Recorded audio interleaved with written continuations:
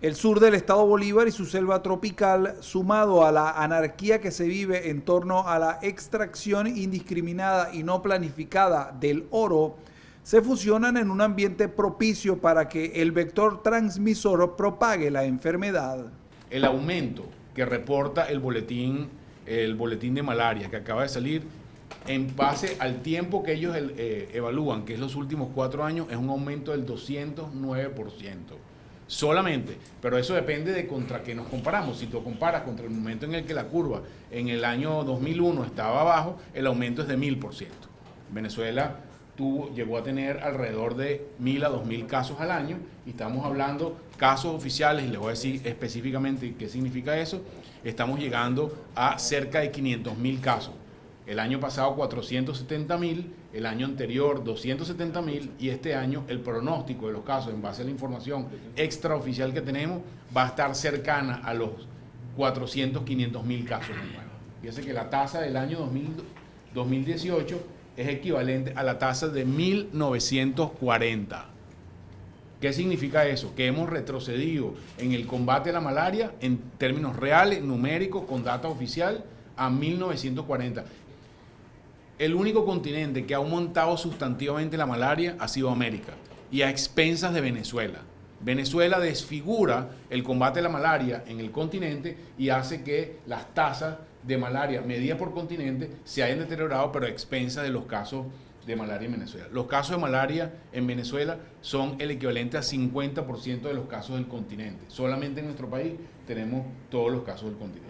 Pero si tú a estos casos le sumas los pacientes que tuvieron una vez malaria y tienen segunda vez, o tercera vez, o cuarta vez, o aquellas personas que fallaron en tratamiento, ese número llega más o menos a 1.300.000, 1.400.000, puede ser 1.500.000 casos.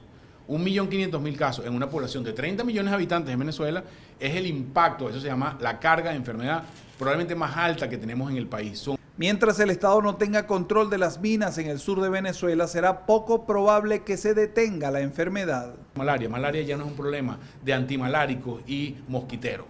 Hoy en día la malaria en Venezuela es un problema de seguridad nacional, es un problema de salud pública, y eso tienes que aproximarte a él como un problema de seguridad nacional. Mientras Venezuela no tenga control de ese territorio donde se producen las cosas de malaria, nadie va a resolver el problema de la malaria. Porque la minería en donde está la minería están las condiciones idóneas para que se produzca la alta transmisión de malaria. ¿Cuáles son?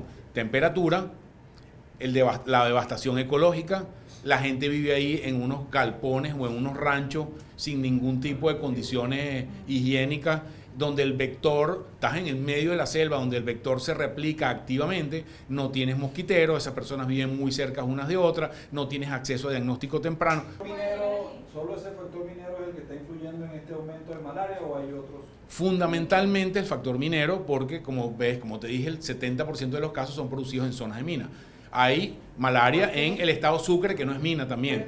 Cuando tú ves el reporte de malaria, encuentras cuánto es el monto de inversión en dólares del gobierno venezolano en los programas de prevención y control de vectores. 0. Entonces, bueno, antes había y ahora no hay. El doctor Julio Castro indicó que al país distintas organizaciones han traído el tratamiento para combatir la malaria. Sin embargo, la falta de políticas públicas de salud hacen incontrolable esta situación. El problema es estructural y no de pastillas, sentenció. Desde Caracas, Fernando Tineo, Benepress.